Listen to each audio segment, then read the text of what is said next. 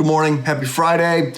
Hope you are looking forward to a good weekend as we safely and successfully navigate this most recent COVID surge. We are towards the end of the book of Hebrews. We're in the 13th chapter. It's become quite practical. The last 2 days we were looking at reflecting on verse 4, in which the writer was talking about sex. And I noted that God is very pro-sex. It was his idea.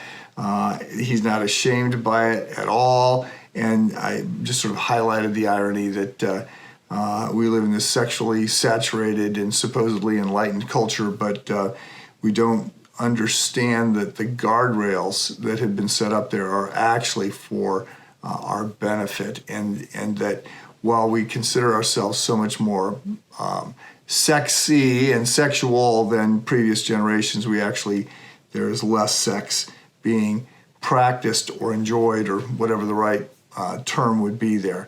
God's rules are always for our benefit. And so that was verse 4. I was looking at an article that I had clipped some time ago, and it had lists of the things that were in and out. And a little ironic that there were things that were on their way out. I had not actually even known that they were on their way in. So, for instance, a gourmet cotton candy is now officially on the way out. Okay, I missed the whole gourmet cotton candy phase. Homemade marshmallows are on the way in. Okay, wow. Can't imagine going to the hardship of making a marshmallow. But there's lists, and I make something of these lists. I try to track words that come and go, and note all that in the Friday update.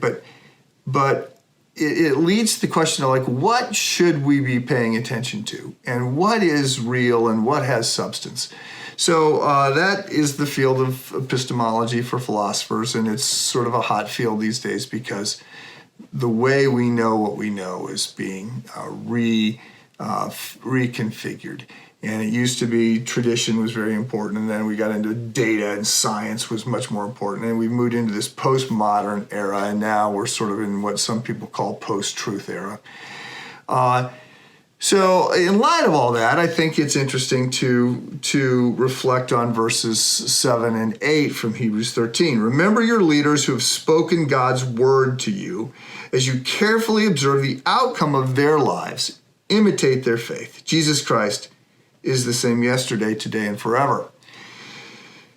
So this is a little bit of a choppy statement, but there is built into this appeal to the past, to teachers who have, not who are, but who have spoken God's word to you. Suggestion that they have passed on. Perhaps they were martyred. We don't know that. But there is this very clear appeal to look backwards a bit. And I want to note this because we do so little of this today. We tend to be very consumed with the moment or with the last couple minutes. But it's important for us to span time and to be more stable that way. I started a history podcast a couple months ago because I was convinced that looking at the 100 most significant people, ideas, and events in the church in the last 2,000 years, I think lots of people just don't know what has happened between the Apostle Paul and Billy Graham. And some of these things are very significant to know about.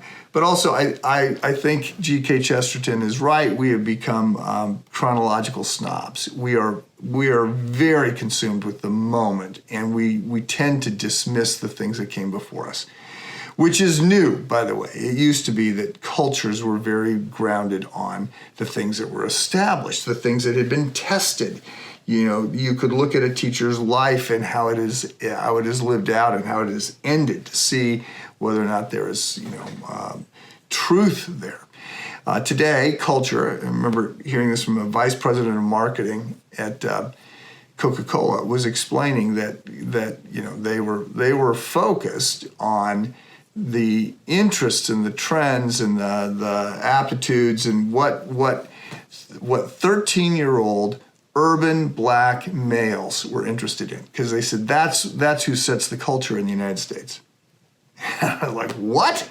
And they go, oh yeah, culture comes from the youth, which is new. It used to be that culture was handed down. Culture comes from the youth. It comes from the cities, not from rural settings. It comes from blacks, not whites or Latinos or Asians.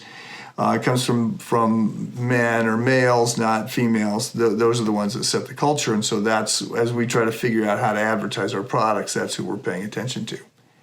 And I just thought, wow, that doesn't sound like a good idea. But that's what's in the air that we're breathing right now, that kind of idea. So I put in the Friday update last week the notes from Alan Jacobs' book, Breaking Bread with the Dead, that talks about our need to read old books so that we've got this historical perspective. And we're just getting some of that right here. Not that we believe something because it's old, but because it's proven. And also, of course, because it is given to us by God. Remember your leaders who have spoken God's word to you as you carefully observe the outcome of their lives. Imitate their faith. Jesus Christ is the same yesterday, today, and tomorrow. We'll continue this on Monday.